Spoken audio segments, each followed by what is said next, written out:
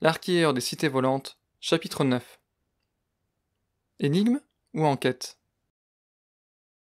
Pour une fois, Alyre accueillit la sieste maritime de Voliette avec une certaine quiétude.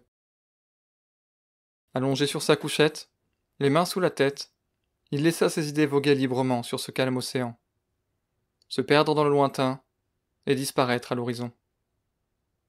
Après son dernier passage en ville, il estimait qu'un peu de repos lui procurerait le plus grand bien. Malheureusement pour lui, les courants indomptables des songes le frappèrent, aussi sûrement que la vague qui s'abattit sur la vitre de sa nacelle. En dépit de ses efforts, la proposition entendue au grand cru s'insinua dans son esprit, avec le même acharnement que l'appétit après une journée de carence, pour ne plus risquer de s'en déloger. La mâchoire serrée, Alyre expulsa sa capitulation par les narines. « Bien, tonna-t-il en se redressant. Si ce dénommé Bamblek espérait m'attirer entre ses griffes, c'est réussi. » Désormais parfaitement réveillé et prêt à affronter ses problèmes, l'archière attrapa le bout de parchemin roulé distribué à la fin de la réunion.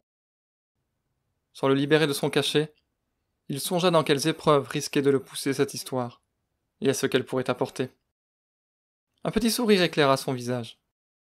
Selon le commanditaire, s'il parvenait à trouver l'homme recherché, il l'acquérait plus que la somme colossale mentionnée. Il serait libre de lire ses études et d'admirer ses découvertes. Voilà déjà une belle perspective, surtout pour une personne du métier. Cependant, le caractère exceptionnel de ce contrat mis à part, Alyre voyait plus loin que les quelques révélations faites au grand cru. Il apercevait une opportunité, une chance, une aubaine même. Car si sa cible s'avérait être réellement un mage, les connaissances qu'il pourrait déterrer semblaient infinies. Les maîtres des arcanes avaient toujours considéré les artefacts des cités volantes comme trop différents de leur art, sans intérêt, souvent dangereux et incontrôlables.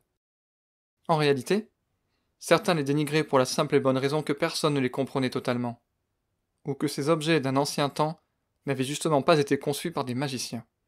Cela froissait leur fierté. Dès lors, si l'un d'entre eux avait fini par mettre de côté ses préjugés pour les observer, quelle merveille cela pourrait-il dévoiler? Le cœur gonflé d'espoir, Alyre faillit décacheter son petit rouleau, lorsqu'une deuxième vague vint heurter son habitacle. Cette fois, la prudence envahit ses pensées. Après tout, Bamblek, le commanditaire, n'avait-il pas révélé à tous son nom?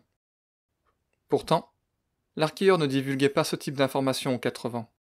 Cela signifiait que le noble avait effectué des recherches sur lui, et probablement ses autres clients, avant de les inviter dans sa chasse au trésor. Cela n'augurait rien de bon. Cet homme représentait un danger notable. Fourbe, riche et potentiellement entouré. Alyre se demanda si répondre à ses attentes ne s'apparentait pas à plonger les yeux fermés dans un piège. Au fond, rien ne prouvait que Bamblek le laisserait analyser l'étude de son mage. Indécis sur la marche à suivre et ses réelles motivations, l'archieur décacheta finalement le rouleau. Après tout, lire son contenu ne l'obligeait en rien. Il pourrait très bien choisir sa voie après avoir découvert ce que le noble avait présenté comme un premier moyen de trier les candidats. Les mots, dessinés par une écriture fine et élégante, formaient une énigme. Mon premier, les prestidigitateurs n'en révèlent pas les secrets. Mon second disperse aussi bien les ombres qu'il les étire. Mon troisième ne peut marcher avec son seul pied, mais est capable de se glisser sous terre. Mon tout est le lieu où vous devez vous rendre. Ainsi, si Alyre parvenait à trouver cet endroit, il obtiendrait le droit de mener son enquête. Mais était-ce vraiment sage?